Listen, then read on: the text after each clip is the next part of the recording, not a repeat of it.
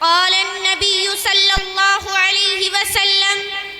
لا يؤمن أحدكم حتى أكون أحب إليه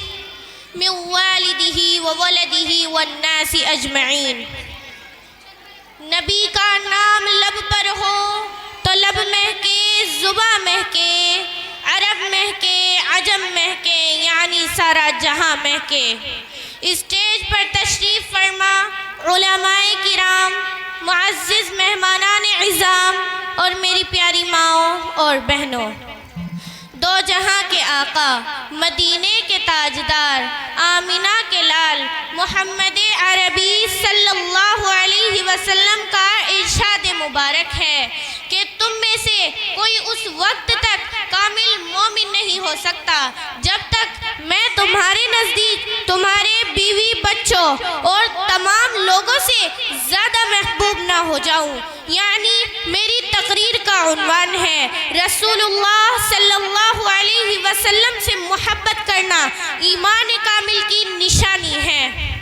اس لیے ہمیں رسول اللہ صلی اللہ علیہ وسلم سے حد سے زیادہ محبت کرنی چاہیے، کیونکہ جن اسباب کی بنا پر محبت کی جاتی ہے وہ تمام آپ صلی اللہ علیہ وسلم میں بدرجہ اتم موجود ہیں۔ ہم مسلمان تو آپ صلی اللہ علیہ وسلم سے محبت کرتے ہی ہیں، آپ صلی اللہ علیہ وسلم سے تو غیر لوگ بھی محبت کرتے ہیں۔ آپ صلی اللہ علیہ وسلم کی سیرت کو دیکھ کر، سن کر، پڑھ کر غیروں نے بھی آپ صلی اللہ علیہ وسلم سے محبت کی ہے۔ چنانچہ میں آپ کو بتلاتی چلوں کہ آج سے تقریباً 100 سال پہلے شہر پٹنہ سے مشہور واعظ اسلام ماسٹر حسن علی صاحب نور اسلام ایک رسالہ نکالتے تھے۔ اس میں انہوں نے اپنے ایک ہندو تعلیم یافتہ دوست کی رائے لکھی ہے۔ اس نے ایک مرتبہ ماسٹر صاحب سے کہا کہ میں آپ کے پیغمبر کو دنیا کا سب سے بڑا کامل انسان تسلیم کرتا ہوں۔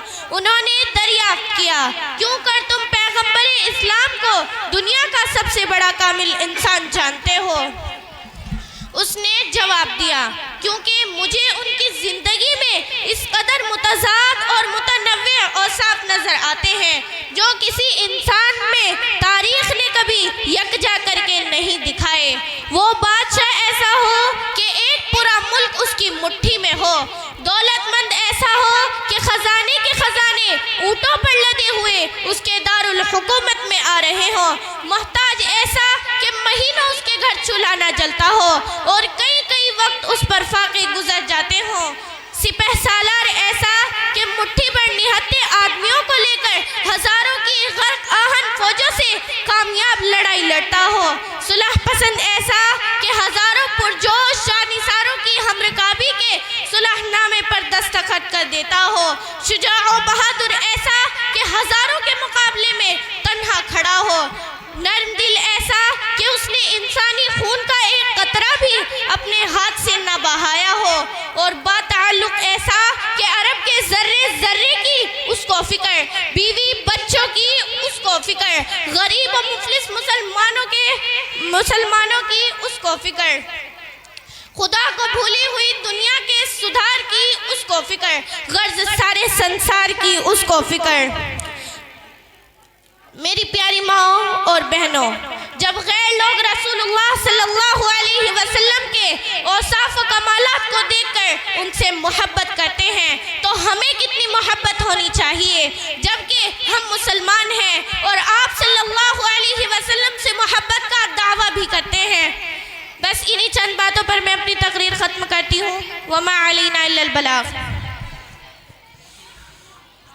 اب میں